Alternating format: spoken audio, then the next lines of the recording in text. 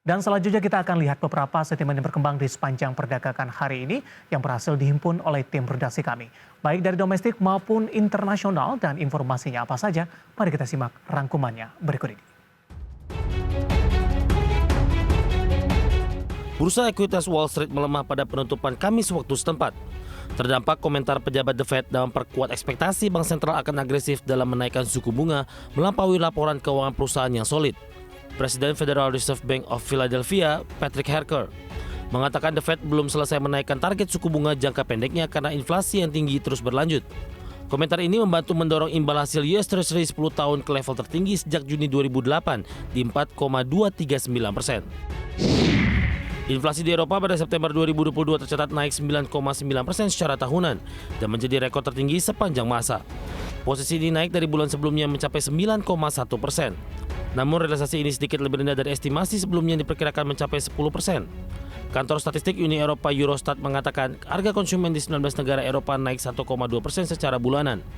Lonjakan harga energi menyumbang 4,19% terhadap inflasi, berkontribusi 2,47% dan layanan menyumbang 1,80%.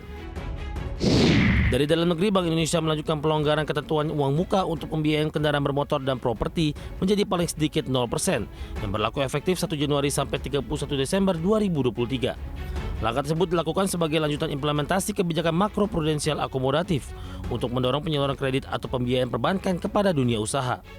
Kebijakan DP 0% diberikan untuk semua jenis kendaraan bermotor baru dengan tetap memperhatikan prinsip kehati-hatian dan manajemen risiko. Nilai tukar rupiah telah menyentuh level 15.600 per dolar Amerika pada perdagangan Jumat siang tertekan 0,19%. Posisi tersebut menjadi yang terendah sejak 15 April 2020. Pelemahan rupiah terjadi setelah Bank Indonesia memutuskan untuk menaikkan suku bunga acuan sebesar 50 basis poin menjadi 4,75%.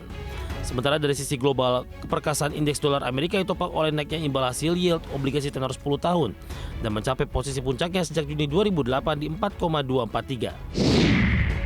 Dari komoditas, harga batu bara terus memanas dan kembali mendekati level psikologis $400 Amerika per ton.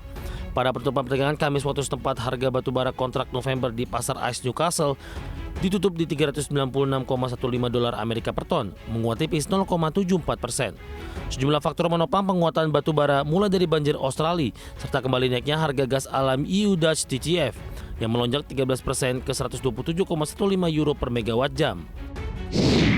Keinformasi emiten, PT Bank Sentral Asia Tbk atau BBCA berhasil mengantongi laba sebesar 29 triliun rupiah sampai dengan September 2022. Capaian tersebut tumbuh 24,8% dari periode yang sama tahun lalu yang tercatat 23,2 triliun rupiah. Pertumbuhan laba bersih ini seiring dengan pertumbuhan pendapatan bunga bersih sebesar 9,3% year on year menjadi 46,1 triliun rupiah. Pendapatan non bunga juga naik 7,8% year on year menjadi 16,7 triliun rupiah. Dari berbagai sumber untuk Adex Channel.